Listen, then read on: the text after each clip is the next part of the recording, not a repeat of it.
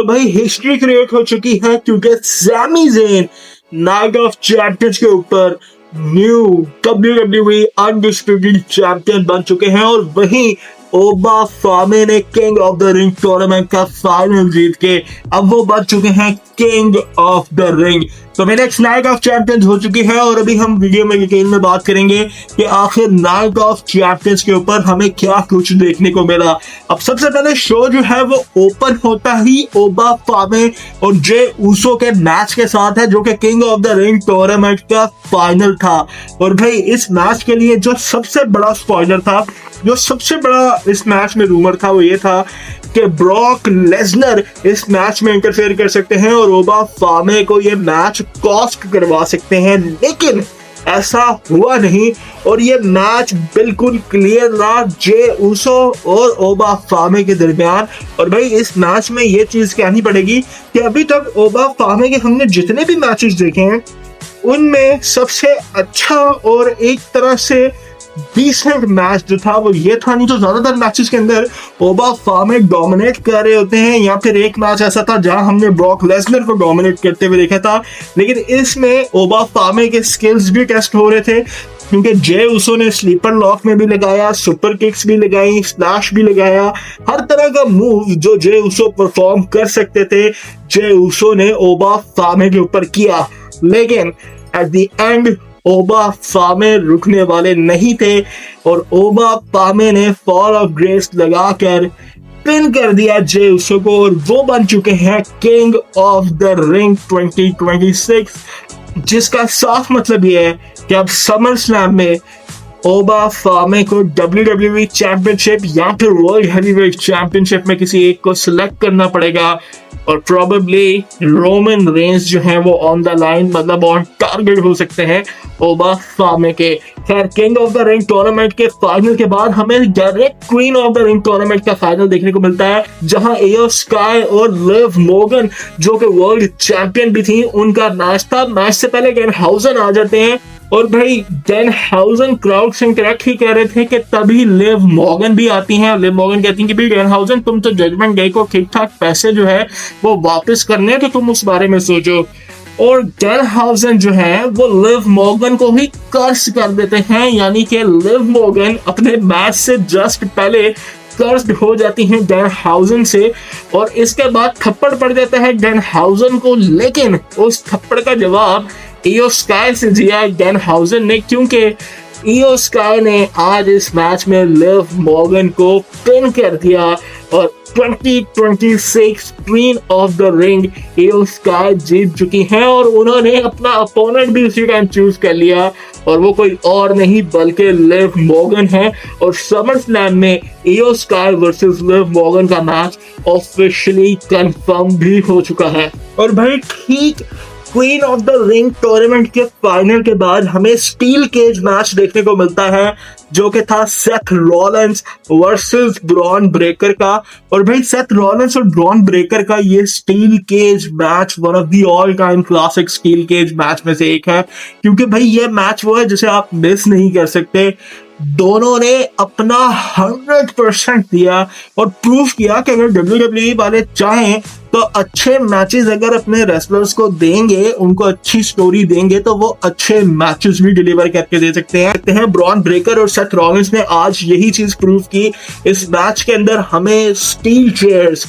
Dustbins, candle sticks, भाई हर चीज हमें देखने को मिली। ब्रॉन ब्रेकर की स्पेयर्स हो या सेथ रॉलिंस की पेडिग्री, कर्न स्टॉप, हर चीज थी और हमें ब्लड भी देखने को मिला और ये ब्लड काफी जेन्युइन भी लग रहा था। मतलब ये वाकई में शायद उस टाइम पे नजर यही आ रहा था कि ब्रॉन ब्रेकर की आई के पास कट आया है क्योंकि जब टेबल के ऊपर सेथ रॉलिंस और ब्रॉन ब्रेकर ने अपना मूव परफॉर्म किया तो जब ब्रॉन ब्रेकर सेल करते हुए बैठ रहे थे, मूव को सेल करते हुए, तो ब्रॉन ब्रेकर की आंख पे इधर टेबल आके लगता है जिसका निशान उनके ब्लड के बाद भी नजर आ रहा था, ब्लड से भी। और उसके बाद ब्रॉन ब्रेकर हर तरफ से बस्टेड ओपन हो चुके होते हैं। ब्रॉन ब्रेकर ने फिर अपनी स्पेयर भी लगाई, इसके साथ साथ पूरी कोशिश की कि वो किसी तरह से स्टील केज से बाहर आ सके और लेकिन सेथ रॉलिंस ने चांस नहीं दिया और सेथ रॉलिंस ने फिर भाई टॉप रोप के ऊपर से कर्न स्टॉप लगाया ब्रॉन ब्रेकर को, और उसका ब्रॉन ब्रेकर के पास कोई जवाब नहीं था। ब्रॉन ब्रेकर ने थोड़ी सी लास्ट रेजिस्टेंस की थी अपना वो मूव इस तरह परफॉर्म करके, लेकिन भाई वो एक्शन का रिएक्शन सेथ रॉलिंस ने टॉप ऑफ द रोप से दिया, कर्न स्टॉप लगा, और उसके बाद ब्रॉन ब्रेकर की लाइट्स आउट थी। ब्रॉन ब्रेकर पिन हो गए, और इस फ्यूड के अंदर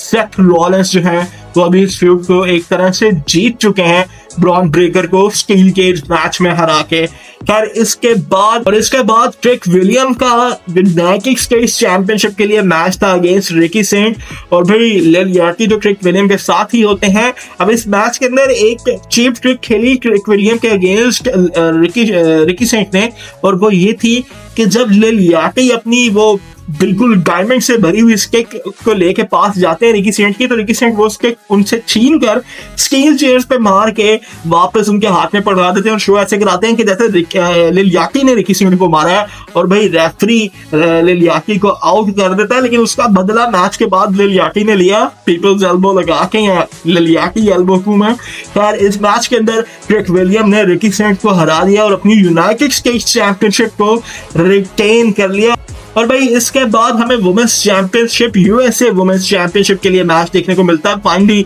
स्टेफनी स्ट्रैटन को भी एक प्रीमियम लाइव इवेंट में टाइटल डिफेंड करने का मौका मिला। अब इस मैच के अंदर जेड कारगिल एक तरह से फेवरेट थी, लेकिन जेड कारगिल के कई लोगों से हिसाब किताब थे, जिनमें एक शार्लेट फ्लेयर भी थी, और आज शार्लेट फ्लेयर की वजह से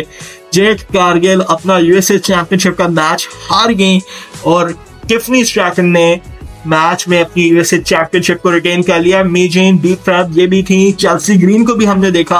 वो भी स्टेफनी स्ट्रैटन का साथ देने के लिए आई, लेकिन एंडिंग मोमेंट में यूएसए वुमेन्स चैंपियनशिप को उठा के जेड कारगिल के सिर पे शार्लेट फ्लेयर ने मारा, और उसका फायदा जो था वो स्टेफनी स्ट्रैटन ने उठाया और फिनिशर लगा के पिन कर दिया जेड कारगिल को, और अपनी यूएसए चैंपियनशिप को रिटेन कर दिया। इसके बाद भाई मेन इवेंट था, ट्रिपल थ्रेट मेन इवेंट, और भाई क्या ही मेन इवेंट था, क्योंकि इस मैच में कोडी रोड्स अपनी अनडिस्प्यूटेड चैंपियनशिप को डिफेंड कर रहे थे against Sami Zayn, the last real good guy, और गंथर। और भाई इस मैच में सैमी ज़ेन के लिए सबसे ज्यादा अच्छा और तगड़ा रिएक्शन था, कोडी रोड्स के लिए भी था, गंथर सबसे एंड में थे इस मामले में। लेकिन इस मैच में हर कोई चाहता था कि कहीं ना कहीं भाई सैमी ज़ेन जीत जाए, क्योंकि इवन के जब सैमी ज़ेन की इंटरेस्ट भी हो रही थी, उस टाइम पे WWE ने शो किया कि सैमी ज़ेन इतनी दफा यूएस चैंपियन है, इतनी दफा इंटरकॉन्टिनेंटल चैंपियन है, इतनी दफा टैग चैंपियन है, लेकिन एंड में लिखा हुआ था कि ये उनकी 10th अटेम्प्ट होने वाली है WWE अनडिस्प्यूटेड चैंपियनशिप के लिए। मतलब इमेजिन करो कि वो बंदा कितना दफा अटेम्प्ट कर चुका है। मतलब रोमन रेंस के अगेंस्ट एलिमिनेशन चेंबर हो, ड्रू मैकइंटायर के अगेंस्ट रॉयल रंबल में इसी साल मैच मिला था, लेकिन सैमी ज़ेन जो थे वो मैच अनडिस्प्यूटेड चैंपियनशिप या वर्ल्ड चैंपियनशिप आज तक नहीं जीते हुए थे। लेकिन आज फाइनली हिस्ट्री बन चुकी है, क्योंकि सैमी ज़ेन ने किसी और को नहीं बल्कि WWE undisputed champion Cody Rhodes को ही पिन करके चैंपियनशिप को जीत लिया है। ये उनके करियर में फर्स्ट टाइम है कि सैमी ज़ेन ने WWE अनडिस्प्यूटेड चैंपियनशिप को जीता है। इससे पहले हमने सैमी ज़ेन को रेसलमेनिया में मेन इवेंट करते हुए देखा है, सैमी ज़ेन को हमने इंटरकॉन्टिनेंटल चैंपियन बनते देखा है, यूएसए चैंपियन बनते देखा है, जबरदस्त मैचेस के अंदर देखा हुआ है, लेकिन हमने सैमी ज़ेन को कभी भी WWE चैंपियन बनते नहीं देखा था। और ट्रिपल एच की बुकिंग के अंदर जहां एलए नाइट भी एक तरफ जलील हो रही हैं, तो ये सोचना बड़ा मुश्किल था कि सैमी ज़ेन जीतेंगे, लेकिन फाइनली सैमी ज़ेन को आज वो पुश मिल गया है जिसका वो रिचली डिजर्व करते थे, जिसको वो रिचली काफी डिजर्व करते थे। और सैमी ज़ेन इस टाइम पर बन चुके हैं हमारे न्यू अनडिस्प्यूटेड WWE चैंपियन। से बहरहाल नाइट ऑफ चैंपियंस में आज ये सब कुछ हुआ। आप लोगों को नाइट ऑफ चैंपियंस कैसी लगी मुझे कमेंट बॉक्स में जरूर बताना। चलते हैं अगली वीडियो में, तब तक के लिए गुड बाय।